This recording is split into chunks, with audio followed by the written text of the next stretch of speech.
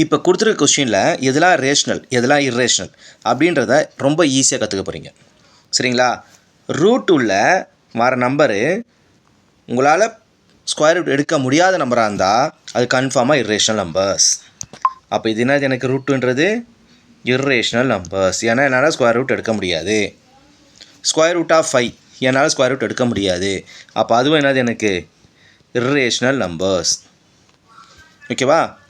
Square root of 9 9க்கு எனக்கு root வரும். So 3ன்னு போட்டுடலாம். அப்போ இது என்ன எனக்கு ரேஷ்னல் நம்பர்ஸ்.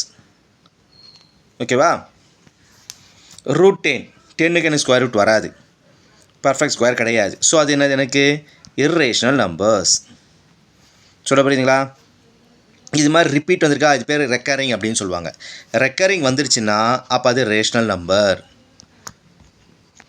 இங்கே பாருங்கள், நான் ரெக்கரிங். சரியா? நான் ரெக்கரிங். அதே மாதிரி நான் டெர்மினேட்டிங், முடிவும் கிடையாது இதுக்கு. இந்த சம்முக்கு முடிவு கிடையாது. நான் ரெக்கரிங் அப்படி வந்தால் அது இர்ரேஷ்னல் நம்பர்.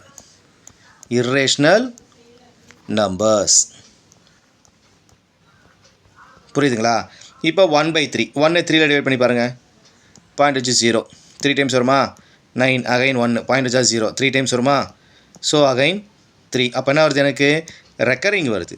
ஸோ அப்போ இது வந்து ரேஷ்னல் நம்பர். எப்போ நான் இர்ரேஷ்னல் நம்பர் சொல்வேன்? கொஸ்டின்னு ஸ்கொயர் ரூட் எடுக்க வரலனா இர்ரேஷ்னலு, நான் டெர்மினேட்டிங் நான் ரெக்கரிங்காக வந்தால் அது எனக்கு இர்ரேஷ்னல் நம்பர்ஸ்.